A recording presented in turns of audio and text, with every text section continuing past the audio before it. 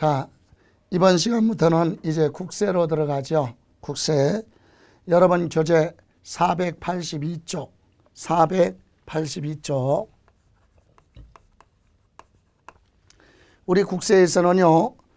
종합부동산세에서 한 문제가 출제되고 그리고 소득세법에서 6문제 이렇게 해서 국세가 7문제인데 지금 이 시간에 공부할 종합부동산세는 개요가 바로 뭐냐, 어떤 개념으로 부과하느냐, 불필요한 부동산 과다 보유하지 마라, 투기라는 얘기죠.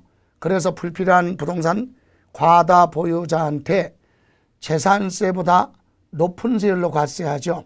왜 높은 세율로 과세하느냐, 종부세가 나오면 재산세 납부한 거 빼고 나머지 추가로 돼야 이중부과 위헌 소지에서 벗어날 수 있기 때문에 우리는 종합부동산세는 재산세보다 높게 부과합니다. 그래서 먼저 절차가, 시장, 군수, 구청장은 자기 관할구역 안에 부동산에 대해서 1차적으로 지방세법에 따라 재산세를 부과합니다. 그러면 재산세, 과세 대상 모두 다가 아니라 그 중에 투기에 많이 이용되고 있는 주택 그리고 요 토지죠. 요 두 가지만큼은 국가가 재산세 부과된 주택과 토지를 전국에 있는 걸 소유자별로 합산을 해서 재산세보다 높게 종부세 계산하고 거기에서 재산세 부과된 거 빼고 나머지만 내라, 이런 제도로 되어 있죠.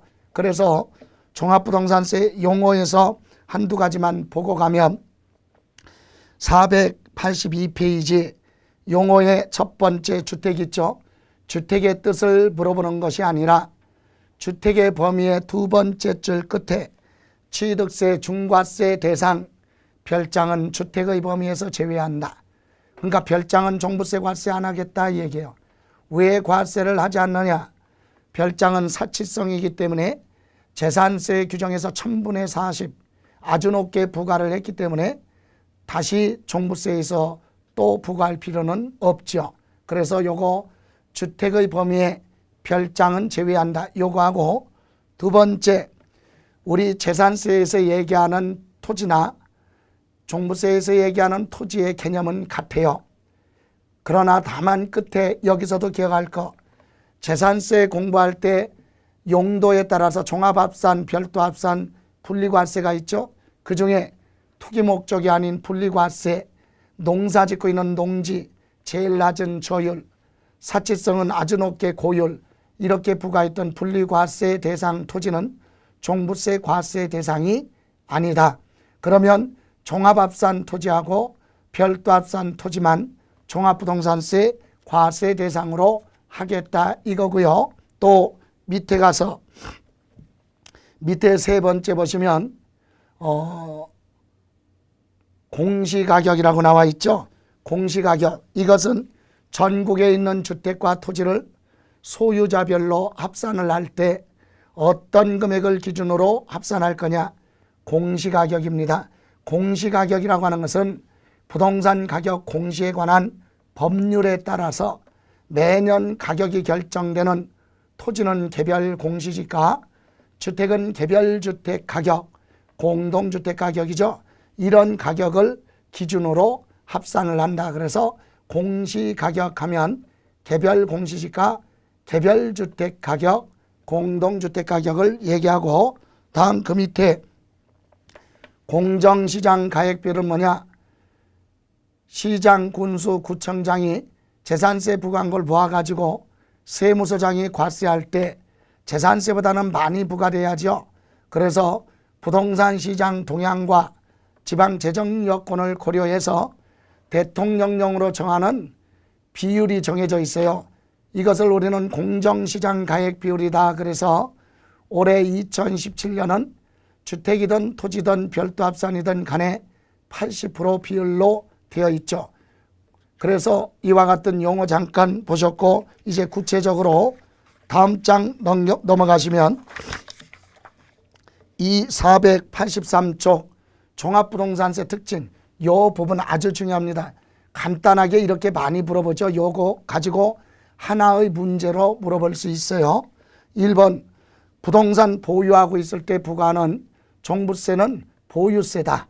보유세의 대표적인 것이 재산세하고 종합부동산세가 있는데 재산세는 시군세고 지방세, 그리고 종합부동산세는 국가가 걷어간다. 그래서 국세 이렇게 되어 있고, 두 번째 재산세가 됐던 종합부동산세가 됐던 과세 기준일 매년 6월 1일 기준으로 부과하죠. 그래서 과세 기준일은 6월 1일, 그리고 또는 다른 말로 표현하면 6월 1일 날이 되면 납세 의무가 생긴다, 성립한다, 이렇게도 얘기하죠.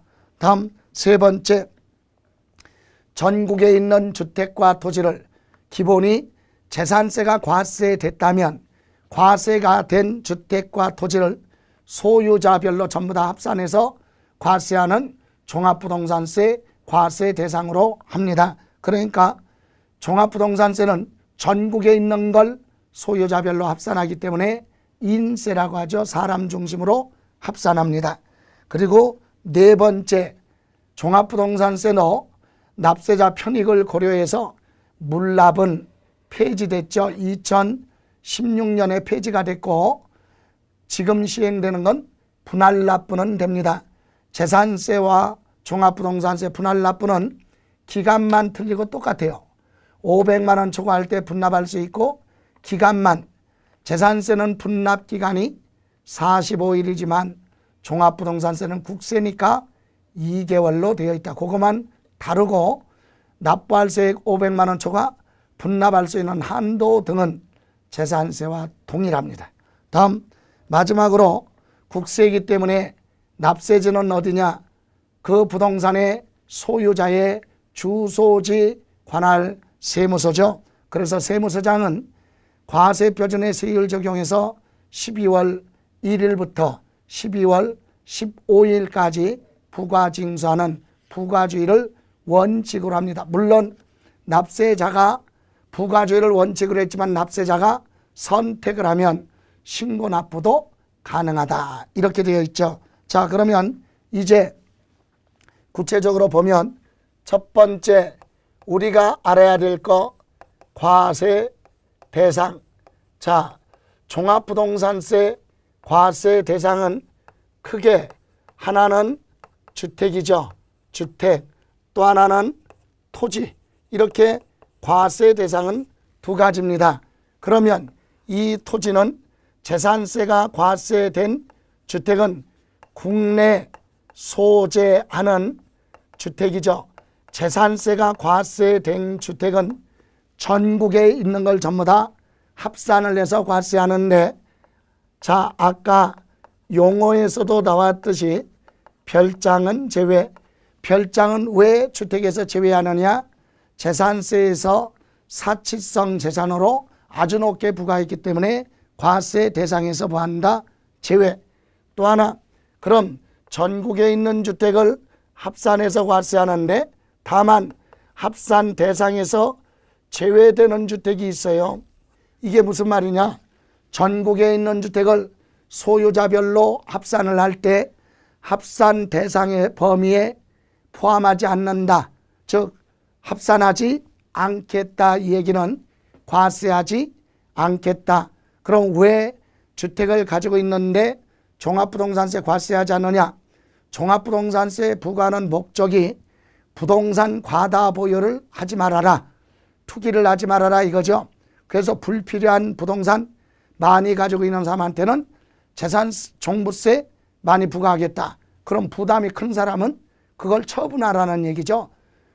불필요한 거니까 처분하라. 처분해서 소유하고 있지 않으면 종합부동산세 부과되지 않겠죠.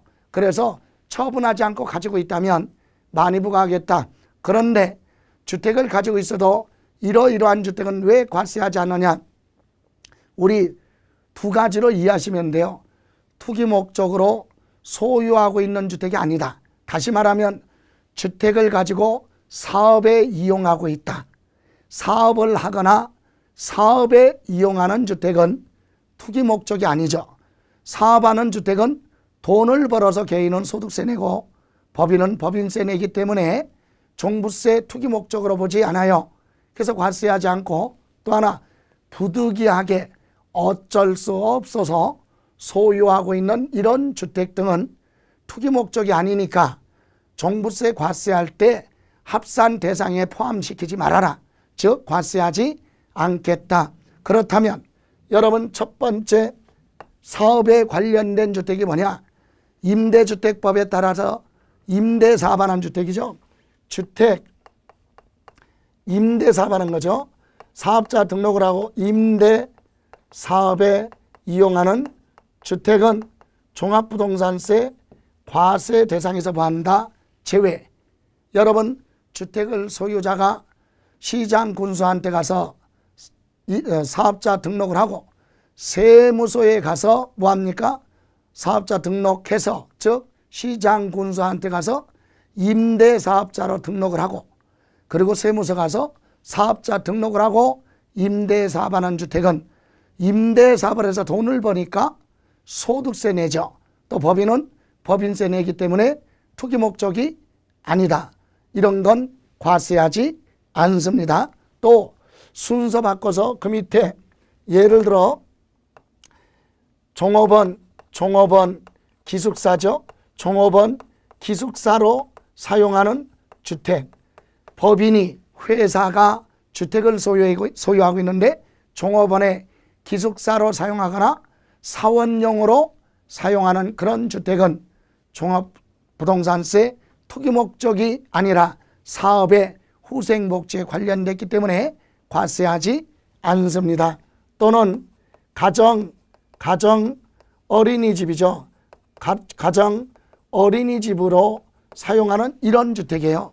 이것도 어린이집으로 운영하려면 시장 군수한테 가서 인가 허가를 받고, 그리고 세무서 가서 사업자 등록을 하고, 어린이집으로 운영하는 주택은 사업하는 거니까 투기 목적이 아니죠. 다만 이것은 의무기간이 5년은 충족해야 됩니다. 다시 말하면 임대사업자로 어린이집으로 사업하겠다고 인허가 받고 사업을 하다가 종부세 부과 안 했는데, 그리고 나서 5년 안에 폐업을 하거나 아니면 처분하는 경우는 추징하겠다. 의무기간 5년 충족이 돼야 됩니다. 자, 이런 주택은 사업에 관련된 주택이죠.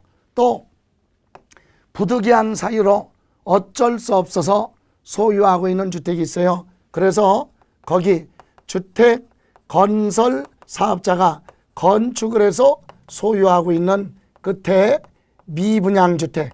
자, 여기서 미분양주택이 키포인트죠. 미분양주택.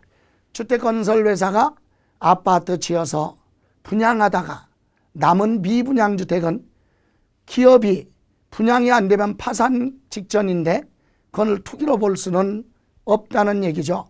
그래서 주택건설 아파트 건설회사가 아파트를 지어놓고 분양하다가 남는 미분양주택은 투기 목적이 아니다. 과세하지 않겠다. 그 외에도요, 미분양주택이 끝에 붙어 있는 거 있어요. 그래서 여러분 5번에도 보면 미분양주택이라고 되어 있죠. 주택건설회사가 아파트 시공해주고 시공사가 공사 대금으로 받은 미분양주택.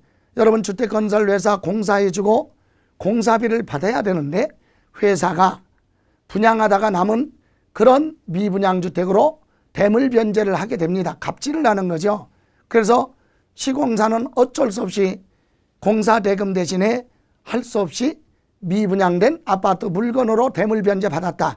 이거는 투기 목적으로 소유하는 것이 아니라 공사 대금으로 받은 거죠. 이런 건 어쩔 수 없다는 얘기예요. 또는 그 밑에 보시면 11번째 송변전 주변 지역에 고압선이 흘러가니까 보상에 관한 법률에 따라 보상금 주고 취득해 놓은 그런 주택 같은 경우는 이것은 투기 목적이 아니죠. 이런 주택. 또는 대표적인 것이 등록문화재죠. 등록문화재에 해당하는 주택.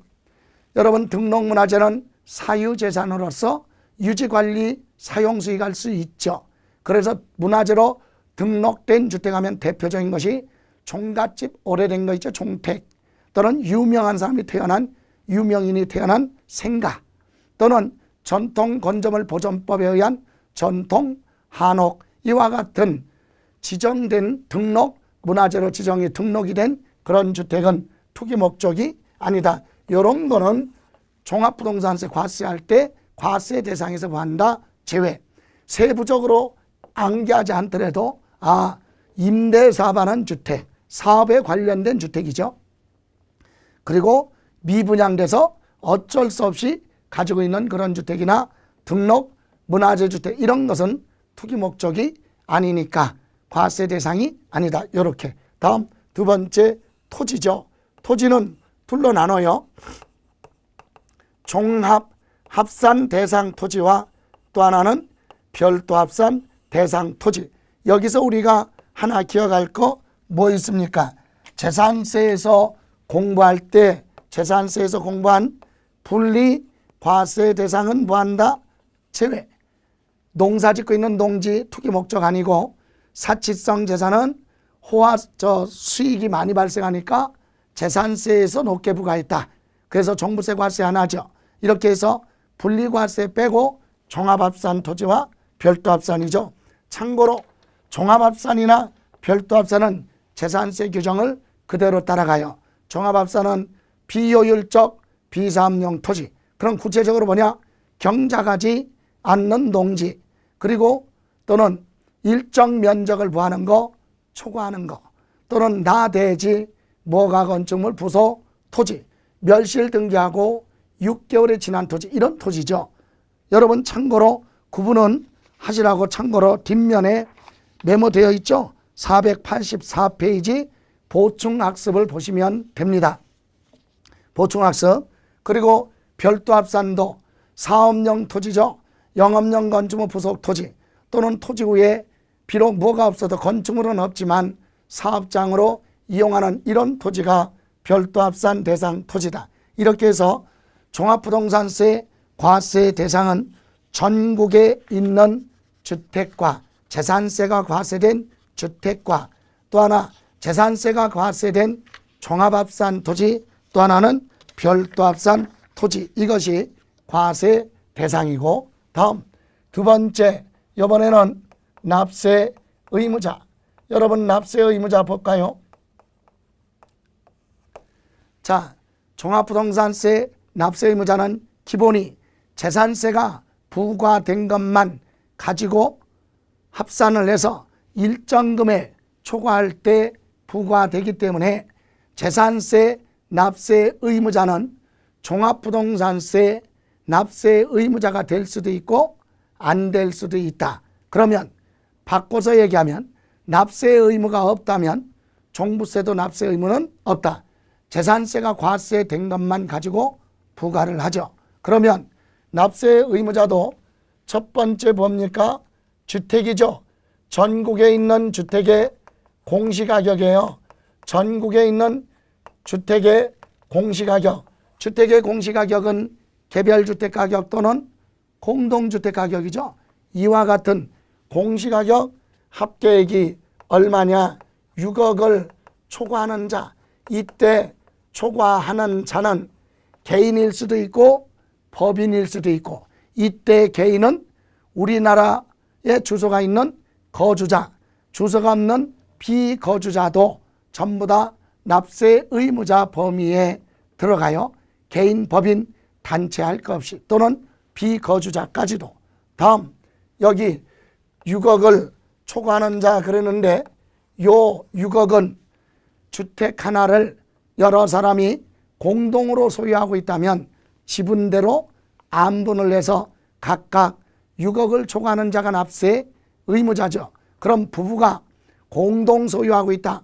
공시가격 12억짜리를 부부가 공동 소유하고 있다면 지분이 균등한 걸로 보니까 남편도 5억, 부인도 5억이니까 6억이니까 6억을 초과 안 하니까 둘 다 납세 의무가 없다. 그래서 공동등기가 종합부동산세, 절세 당연히 효과가 있죠. 공동등기. 그래서 부동산은 공동 등기하는 게 유리하다. 자, 이렇게 해서 주택은 공시가격 6억을 초과하는 자가 납세 의무자입니다. 그럼 이번에는 토지 중에서 종합합산이죠. 이것도 공시가격 합계액이 얼마냐? 종합합산은 5억을 초과하는 자예요. 5억. 여기서 공시가격 하면 나대지 같은 토지의 개별 공시지가 전국에 있는 거 합산했더니 5억을 초과하는 자가 납세 의무자다. 이것도요, 공동 소유하고 있으면 지분대로 각각 나눠서 계산하죠. 다음, 별도 합산인데요. 별도 합산 대상 토지 공시가격 합계 80억이에요. 80억을 초과하는 자가 납세 의무자다. 이때 토지나 주택 할 거 없이 개인, 법인, 단체, 개인은 거주자, 비거주자 불문하고 전부 다 납세 의무가 됩니다. 27회 시험에서는 요거 주택의 공시가격 5억을 초과하는 자가 납세 의무자다 이렇게 물어보죠. 5억이 아니라 6억. 그래서 위에 맨 위에 옆에 보시면 빈출 오답지문 나와 있죠. 그런 부분 참고로 두 가지 점검하시고, 다음 이번에는 어떤 금액으로 계산할 것이냐? 과세 표준이에요. 과세 표준. 자, 그럼 과세 표준은 주택은요, 주택은 6억을 초과하는 자가 납세 의무자인데, 여러분 주택은 조금 복잡합니다. 왜? 하나는 다주택자, 한 세대가 주택을 여러 개 가지고 있으면 투기했으니까 세 부담을 높게 하고, 또 1세대 1주택, 1세대 1주택은 한 세대 한 가족의 이름으로 주택을 딱 하나 가지고 있는데, 이것도요 뭘로 소유하고 있어야 되느냐? 단독 소유하고 있을 때. 왜 그러냐? 여러분 한 가족의 이름으로 주택 하나라도 부부가 공동 소유하고 있으면 지분대로 나눠서 과세를 하기 때문에 이미 혜택을 주었어요. 그런데 여기는 한 가족의 이름으로 주택 하나를 단독으로 소유하고 있다면 혜택을 줘야 되겠죠. 왜? 공동 소유한 사람한테는 둘이 나누니까 종부세 부과되지 않는 이런 혜택을 주는데, 여기는 혜택을 안 줄 수 없잖아요. 그래서 1세대 1주택자는 투기하지 않았기 때문에 세금 부담을 아주 많이 줄여줍니다. 그래서 거기 과세 표준 보시면 일반 그랬죠. 일반 다주택자는 전국에 있는 공시가격이에요. 공시가격 합계액이 나오면 그 합계액에서 얼마다 6억을 뭐하라? 공제. 6억을 공제하고 거기에 그대로 계산하면 부담이 크니까 여기에다가 부동산 시장 가격 등 동향을 감안하여 대통령령으로 정하는 공정시장 가액이죠. 공정시장 가액 비율을 곱해라. 그래서 나온 걸 과세 표준으로 하겠다. 참고로 공정시장 가액 비율은 주택할 것 없이 전부 다 80%로 되어 있죠. 그러니까 전국에 있는 주택 공시가격이 10억이다. 그럼 10억에서 6억을 빼면 4억이죠. 4억에 80%. 그러면 3억 2천만 원을 과세 표준으로 하겠다 이 얘기죠. 이렇게 과세 표준 계산할 때 공정시장 가액비율을 곱합니다. 그런데 여기 1세대 1주택자는요 어떻게 하느냐? 자, 세부담을 줄여주기 위해서 주택의 공시가격 합계액이 나오면 거기서 3억을 먼저 공제하고 3억을 먼저 빼고 나머지 6억을 공제합니다. 그 공제한 금액에다가 곱하기 공정시장 가액 비율을 곱하면 과세 비율은 똑같아요. 이 공정시장 가액 비율은 80%. 그래서 만약에 공시가격이 10억이라면 10억에서 9억을 빼라는 얘기죠. 그럼 1억, 1억에 80%면 8천만 원이 과세 표준이 되죠. 이렇게 세부담을 아주 줄여준다. 그 이유는 투기하지 않았기 때문에. 그래서 이것은 1세대 1주택자한테만 혜택을 주는데 여기서요 여러분 1세대 1주택자 잠깐 확인하기 위해서 순서 바꿔서 485페이지 잠깐 보실까요? 485페이지 보충학습. 거기 보충학습에 보시면 1세대 1주택자 판단 나왔죠? 1번 1세대 1주택자 판단은 과세 기준을 현재 기준으로 판단을 하고 그 다음에 합산 대상 세대원은 본인 및 배우자가 동일한 주선의 생계를 같이 하고 있는 동거 가족까지가 하나의 세대인데 여기서 1세대 1주택은요 한 가족의 이름으로 주택이 하나라도 공동소유는 지분대로 나누니까 1세대 1주택자가 아니다. 단독으로 소유해야 돼요.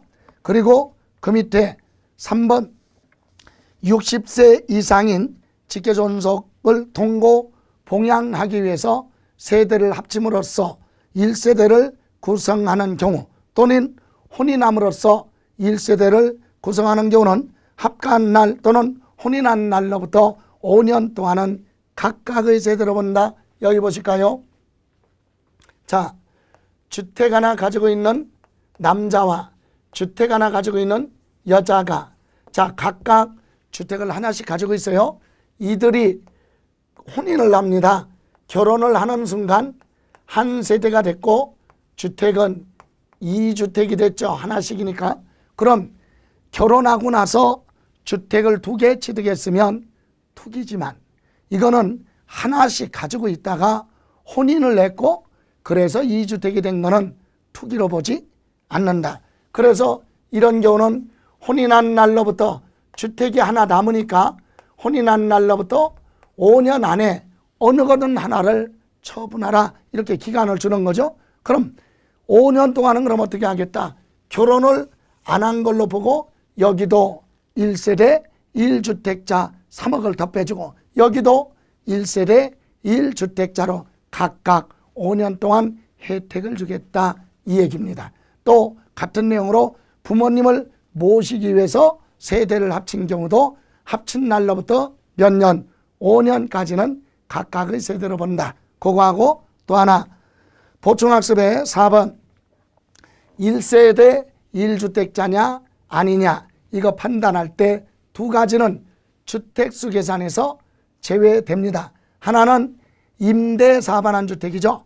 그런데 임대사반환 주택은 임대사반환 주택 말고 나머지 주택에서 가족이 과세 기준을 현재 거주하고 있다면 임대사반환 주택은 과세도 안 하고 주택수 계산에서도 빠져요. 또 하나는 맨 끝에 나왔죠.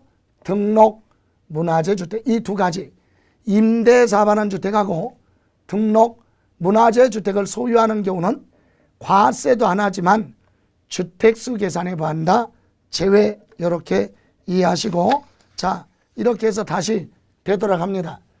다음 이번에는 토지에 대한 과세 표준도 자 전국에 있는 뭐죠? 주택 토지의 공시가격이죠.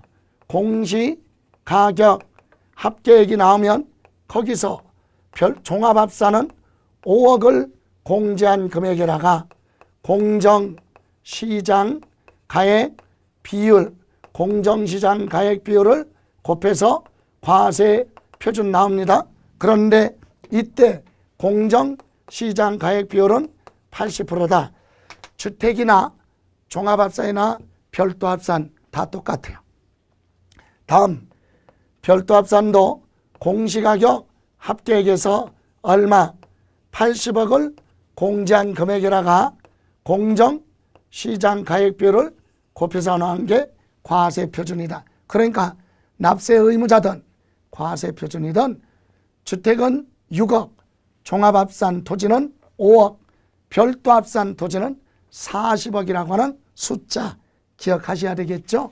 예, 요거 기억하시고 다음 이렇게 해서 과세 표준 나오면 여기에다가 이제 뭘 세액을 계산하기 위해서 세율을 곱해야 되겠죠. 자, 세액을 산출하기 위해서 과세표준에 세율을 곱하는데 우리 주택도 초과 누진세율로 되어 있어요. 전국에 있는 주택을 합산을 해서 가격이 많으면 많을수록 많은 사람과 적은 사람을 구분해야 되니까 과세표준 구간을 정해놓고 과세표준 금액이 크면 클수록 세금 부담이 큰 초과 누진세율, 종합합산이나 별도합산이나 주택이나 다 초과 누진세율로 되어 있다. 그런데 여러분 485페이지에 나와 있듯이 이렇게 해서 초과 누진세율 계산하면 종합부동산세 산출세액이 나와요. 산출세액이 나옵니다. 그런데 이 세액을 그대로 다 내면 이중부가다. 예를 들어 볼까요? 요거 토지 공시가격이 100억이라고 해봐요. 그럼 100억에 대해서 뭐 냈어요? 재산세 냈어요. 그런데 여기서 80억을 공제합니다. 그러면 20억이죠. 거기에 80%니까 얼마? 16억. 16억에 대해서 뭐 누진세율 적용해서 뭐가 나왔어요?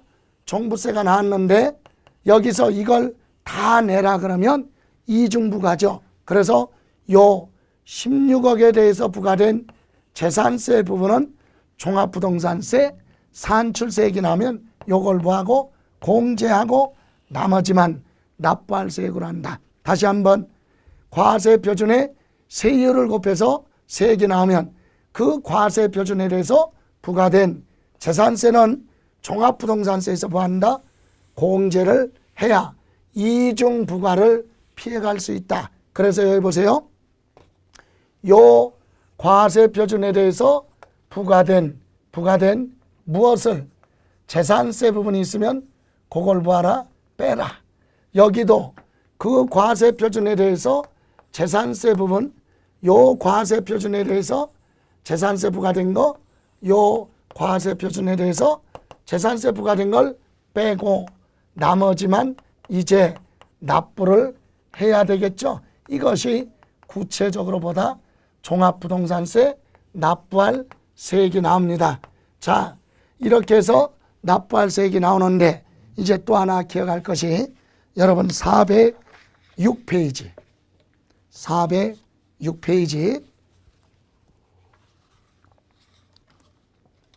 406쪽에 보시면 맨 위에 1세대 1주택자 세액공제라고 나왔죠.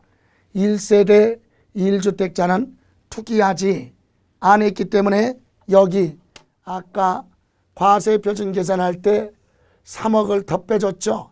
그리고 나서 여기서 1세대 1주택자는 세액공제 혜택을 또 줍니다.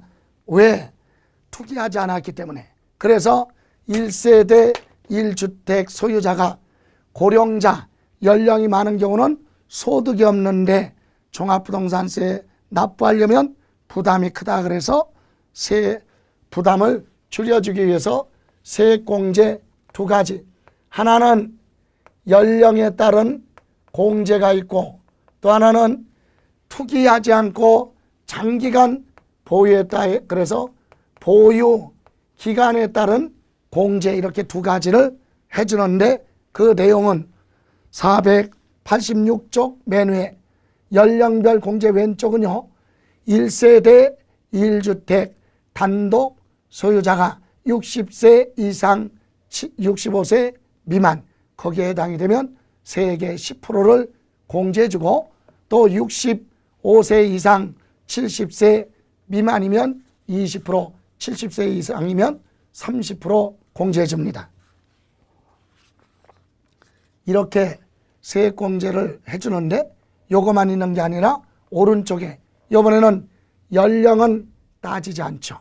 투기하지 않고 장기간 가지고 있었다. 그래서 1세대 1주택 단독 소유자가 보유기간이 5년 이상 10년 미만이면 20%, 10년 이상 보유하고 있으면 40% 공제 혜택을 주겠다. 그런데요, 이 세부적인 건 기억하지 않더라도 연령에 따른 공제와 보유기간에 따른 공제가 중복공제가 된다.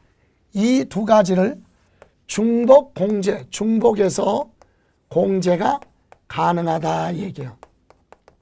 그러면 두 개 합쳐서 세액공제는 최고 몇 프로? 70%까지. 그죠? 여러분 연령별 공제가 제일 높은 게 30%, 보유기간에 40%, 합쳐서 70%까지 세액공제 받을 수 있다. 요거 기억하시고, 다음 이제 밑에 세부담 상한, 세부담 상한도 이렇게 해서 납부할 세액이 나오면 이 1세대 1주택이든 아니면 다주택이든 토지든 간에 전년도 부과된 세액의 100분의 150을 뭐할 수 없다, 초과할 수 없다라고 하는 세부담 상한 제도가 주택이나 종합합산, 별도합산이 다 똑같습니다. 자, 그러면 이제 마무리하죠. 자, 관할 세무서장은 이렇게 토지에 대한 종합부동산세와 주택에 대한 종합부동산세를 따로따로 계산해서 다 합쳐서 고지서는 한 장으로 발부하죠. 그래서 거기 보시면 과세 기준일은 매년 6월 1일 기준이고, 두 번째 납기 부가징수죠. 관할 세무서장은 세액을 계산해서 12월 1일부터 12월 15일까지 내라 고지서 발부하는 게 원칙이다. 그런데 예외 납세 의무자가 고지서 받아보니까 잘못 부과된 점이 있더라. 그래서 내가 스스로 뭐 하겠다, 신고 납부하겠다. 이럴 때는 신고 납부도 가능해요. 그래서 12월 1일부터 12월 15일까지 신고하고 납부할 수 있다. 여기서 잠깐 아주 중요한 부분이 있어요. 자, 지금 종합부동산세는 원칙이 부과 징수예요. 고지서 발부하는 거 보통 징수. 그래서 원칙은 12월 1일부터 12월 15일까지 고지서를 납기 개시 5일 전까지 고지서를 발부하는 이런 제도로 되어 있어요. 그런데 아까 뭐라 그랬어요? 예외로 납세 의무자가 선택을 하면, 납세 의무자가 선택하는 경우 뭐 신고 납부가 가능하다. 기간은 주소지 관할 세무서장한테 12월 1일부터 12월 15일이죠. 자, 이때 납세 의무자가 신고 납부하겠다 그러면 이미 부과주의에 따라 결정된 건 없었던 것으로 본다. 즉 고지서 나간 건 없었던 것으로 볼 테니까 신고하고 납부하라 이 얘기예요. 그런데 요때 신고를 하라 그랬는데 뭐를 안 했어요? 신고를 안 했다. 신고하고 납부하겠다 그래 놓고 신고를 안 했어도 특별히 무신고 가산세 적용하지 않는다. 요거 꼭 기억하시기 바랍니다. 자, 종합부동산세는 고지서 발부, 부가징수가 원칙이다. 그런데 납세 의무자가 선택을 해서 신고 납부하겠다. 그리고 그 기한 내 신고를 하지 않으면 고지서 이미 나갔는데 그거 받고 납부하지 않은 걸로 보고 가산금을 적용하는 거지 무신고 가산세 적용하지 않습니다. 그래서 확인 한번 해볼까요? 여러분 교재 보시면 맨 끝에 있어요. 488쪽 양가로 본 무신고 가산세 배제 나왔죠? 거기 박스 안에 보시면 종합부동산세는 부과주의를 원칙으로 한다. 다만 납세 의무자가 선택하는 경우 신고 납부가 가능하다. 이 경우 신고 기한 내 신고하지 아니한 경우 납세 고지서의 납부 기한까지 납부하지 아는 것으로 보고 가산금을 적용한다. 따라서 무신고 가산세 거기 줄쳐요. 무신고 가산세는 적용하지 않습니다. 그러니까 신고를 하겠다 그래 놓고 신고를 하지 않았어도 특별히 무신고 가산세 적용하지 않는다. 이렇게 이해하시고 다시 앞으로 가서 486조 납세지. 여러분 국세 종합부동산세는 소유하고 있는 사람 중심 인세잖아요. 그러면 납세지는 어느 세무서에서 세금 계산해서 고지서 발부할 거냐. 납세지는 첫 번째 거주자 있죠. 그거 우리나라에 주소가 있으니까 거주자는 주소지 관할 세무서 여기를 납세지로 합니다. 그런데 다른 거 생략하고 밑에 비거주자는 우리나라에 사업장이 있으면 사업장 소재지로 갈 텐데 사업장도 없고 부동산만 소유하는 경우가 많이 있죠. 그래서 세 번째 줄에 사업장이 없는 경우는 주택과 토지의 소재지 관할하는 세무서를 납세지로 합니다. 즉 외국인이 우리나라 강남구 안에 부동산 가지고 있다면 강남 세무서를 납세지로 하겠다 이 얘기죠. 그래서 거주자는 주소지, 비거주자는 주소가 없으니까 부동산 소재지 이렇게 이해하시고 다음 장 487조 종합부동산세 요거 물납이 2015년 폐지됐어요. 그래서 분할납부, 여러분 분할납부는 재산세와 똑같다. 한도 똑같고요. 요건도 똑같아. 다만 분납 기간만 틀려요. 재산세는 45일까지 분할납부할 수 있다 그랬죠. 그런데 우리 종합부동산세는 기한 지나고 2개월까지 국세니까 2개월까지 분할납부가 가능하다. 그래서 거기 분할납부 첫 번째 요건 납부할 세액이 1,000만 원을 초과. 다음 두 번째는 납부 기한까지 신청서 제출하면 되죠.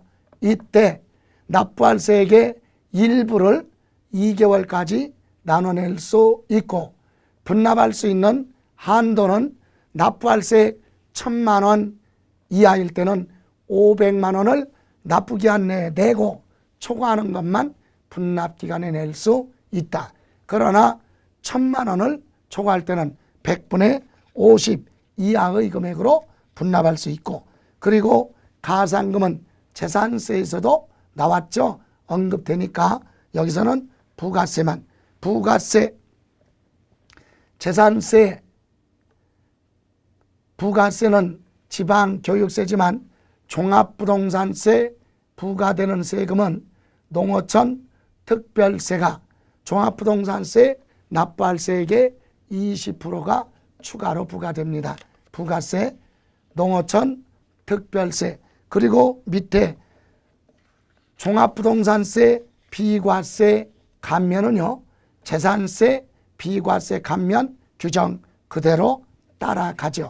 이렇게 해서 종합부동산세는 한 문제가 출제되죠. 그래서 빈출지문 489조 빈출지문 점검을 한번 쭉 해보시고 그리고 나서 우리 잠깐 여러분이 확인할 수 있도록 490쪽에 한 장으로 요약을 해놨으니까 그것도 가지고 다니면서 이렇게 보시기 바랍니다. 자, 이렇게 해서 우리 종합부동산세는 한 문제 나오는 부분 이렇게 마무리하는 걸로 하겠습니다. 고생하셨습니다.